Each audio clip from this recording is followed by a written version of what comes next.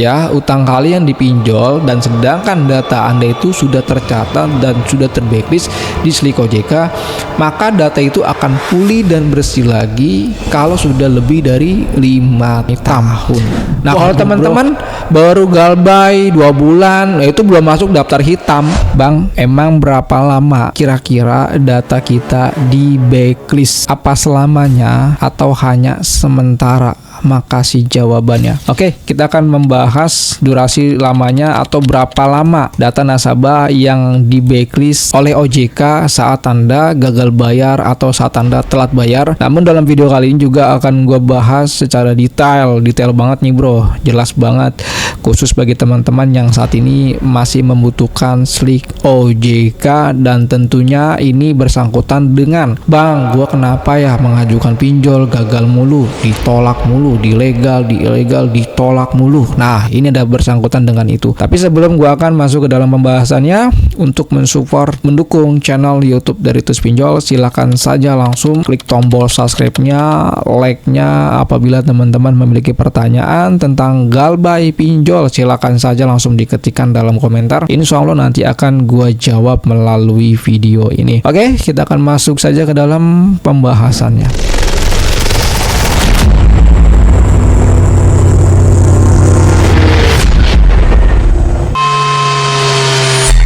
Assalamualaikum warahmatullahi wabarakatuh. Kita berjumpa kembali lagi dalam channel YouTube Tus Pinjol. Oke, kesempatan video kali ini gue akan membahas tentang berapa lama data kita itu akan hilang di Slick OJK ataupun BI checking. Ini sangat penting sekali. Nah, teman-teman, pasti banyak sekali yang bertanya, gue sudah galbay 5 tahun, apakah data gue akan tetap jelek di Slick OJK? Lalu berapa lama Slick OJK gue akan tetap jelek, Bang? Tapi yang Anda ketahui adalah bahwa dulu itu namanya BI checking. Nah, kalau sekarang sudah ganti nama menjadi Slick OJK, Sistem Layanan Informasi Kreditur. Jadi bagi teman-teman, ya sekali lagi, dulu itu BI checking. Makanya dulu bilangnya, Bang, BI checking gua cakep apa enggak sih gitu kan? BI checking gua nih jelek nih kayak gitu kan. Kalau sekarang enggak, bukan BI checking, tetapi Slick OJK, Sistem Layanan Informasi Kreditur. Durasi catatan kredit buruk di Slick OJK 5 tahun sejak kredit dinyatakan lunas atau selesai. Artinya, jika Anda gagal bayar dan belum melunasi, gagal bayar belum lunasi atau telat bayar lah, gagal bayar atau nggak bayar atau belum lunasi ataupun telat bayar gitu kan, maka status buruk akan tetap muncul terus menerus. Yang kedua, jika Anda kemudian melunasi ya seluruh tunggakan utang kalian, maka data Anda akan tetap tersimpan selama 5 tahun dari tanggal pelunasan tersebut. Jadi kalau Anda melunasi ya utang kalian dipinjol dan sedangkan data Anda itu sudah tercatat dan sudah terblacklist di Slick OJK, maka data itu akan pulih dan bersih lagi kalau sudah lebih dari 5 tahun. Waduh bro, ini luar biasa, rugi gak tuh ya? Rugi lah ya kan. Nah, di sini akan gua berikan informasinya, yaitu ya tentang skor kredit ya dalam Slick OJK. Dalam skor kredit OJK itu ada call ya. Arti call itu apa? Kolektibilitas dalam Slick. Nah, jadi ada 5 skor itu bagi nasabah. Nah, skor yang pertama, skor 1 itu masuk nanti ada keterangannya namanya kredit lancar. Jadi kalau teman-teman melakukan pinjaman online ataupun pay letter, lalu data Anda itu akan masuk ke dalam Slick OJK, karena kan Slick OJK itu adalah Sistem Layanan Informasi Kreditur. Ya, jadi akan tercatat semuanya. Tapi teman-teman kalau pembayarannya lancar, itu nanti masuk golongannya call 1. Artinya kreditnya itu lancar. Nah, artinya apa? Anda masih aman untuk melakukan pinjaman baru, atau teman-teman masih ada kemungkinan besar untuk melakukan pinjaman yang bisa dicairkan. Yang selanjutnya, kalau teman-teman telat bayar, dihitung dari mulai Anda jatuh tempo sampai dengan 90 hari ya. Sekali lagi, kalau teman-teman galbay pinjol atau telat bayar pinjol yang legal khususnya, kalau Anda dimulai jatuh tempo sampai dengan 90 hari, maka itu masuk skor kreditnya yaitu di call 2, artinya DPK dalam perhatian khusus. Kalau teman-teman dari mulai jatuh tempo sampai dengan 90 hari Anda telat bayar, artinya apa? Anda masih bisa mengajukan pinjaman, tetapi dalam artian teman-teman diawasi ya, diawasi nih. Oh, nasabah ini melakukan pinjaman nih, diawasi tuh. Ya, takutnya nanti nasabah ini akan terjadinya gagal bayar. Nah, makanya orang-orang yang sudah masuk dalam perhatian khusus di pinjol khususnya itu melakukan pinjaman lagi bakalan sulit dipinjam lagi, bakalan sulit dikasih pinjaman lagi karena dia sudah masuk call 2 ada indikasi gagal bayar. Selanjutnya, teman-teman di sini apabila teman-teman telat bayar, gagal bayar di sebuah aplikasi pinjaman online legal, itu Anda telatnya dari mulai 91 hari. Kalau tadi kan dari 1 sampai dengan 90 hari. Kalau sekarang dari 91 hari sampai dengan 120 hari. Sekali lagi, kalau Anda telat bayar atau gagal bayar selama 91 hari sampai dengan 120 hari, itu masuknya call 3. Kalau sudah masuk call 3, Anda bakalan sulit mengajukan pinjaman online lagi. Ya, baik itu di pinjol, baik itu di KPR, baik itu di leasing, baik itu kredit kendaraan dan lain sebagainya. Itu kalau sudah masuk call 3. Nah, yang selanjutnya, kalau Anda memiliki telat bayar atau gagal bayar nih, dimulai dari Anda 121 hari telat bayar sampai dengan 180 hari. Sekali lagi, kalau Anda telat bayar di pinjol atau di paylater yang legal-legal, dimulai Anda telat 121 hari sampai dengan 180 hari, itu masuk call-nya call 4. Artinya teman-teman, semua pengajuan pinjaman Anda bakalan ditolak. Nah, selanjutnya, kalau kredit macet gimana, Bang? Atau blacklist data. Kalau blacklist data itu sudah masuk golongannya call 5.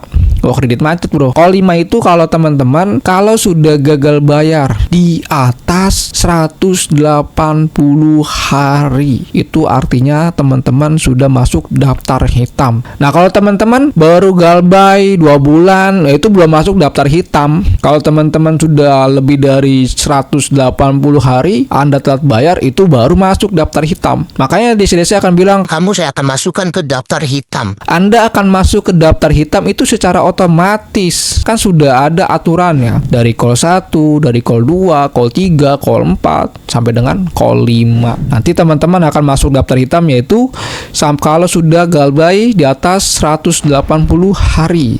Sudah jelas sekali kalau teman-teman memiliki skor kredit yang buruk, itu ya tentu tidak akan bisa melakukan pinjaman lagi, tidak bisa melakukan pengajuan KPR, KTA, kartu kredit, itu bakalan tolak semua gitu kan. Hanya itu aja bro resikonya. Lalu cara menghapus blacklist Slick OJK gimana? Kalau untuk menghapus untuk menghapus data Anda yang sudah terblacklist di dalam Slick OJK, itu hanya melunasi tagihan seluruh utang kalian. Salah satu jalannya hanya melunasi. Apakah nanti 5 tahun gue galbay datanya akan hapus? Tidak. Ya, catatan pentingnya adalah data akan tetap blacklist selama-lamanya selama Anda belum melunasi tagihan utang kalian. Jadi tidak ada tuh istilah kata, oh nanti 5 tahun data gue bersih otomatis. Itu mitos. Faktanya adalah Anda akan bersih datanya di dalam Slick OJK kalau Anda sudah melunasi. Nah, kalau Anda sudah masuk call 5 nih, Anda sudah masuk call 5 atau sudah backlist data, Anda melunasi,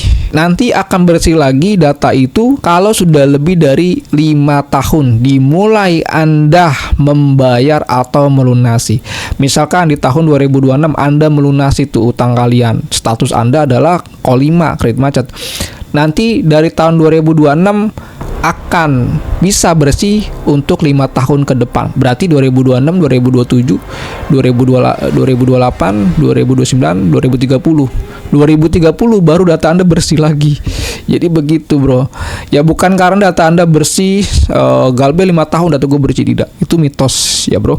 Dan bagi teman-teman di sini sekali lagi, jangan sampai memaksakan pembayaran demi mempertahankan Slick. Anda rela jadi gembel, Anda rela jadi miskin, Anda rela kehilangan pekerjaan, Anda rela untuk mengorbankan aset kalian, Anda rela mengorbankan kesehatan kalian. Demi apa sih? Demi menjaga skor kredit kalian. Orang yang skor kreditnya buruk atau yang sudah masuk ke daftar hitam, itulah orang yang bersyukur. Kenapa? Kenapa gue bilang bersyukur? Karena mereka secara dipaksa untuk menghindari utang piutang, untuk menghindari riba. Karena kalau dia datanya masih bagus nih, dia berhutang lunasin, berhutang lunasin, berhutang.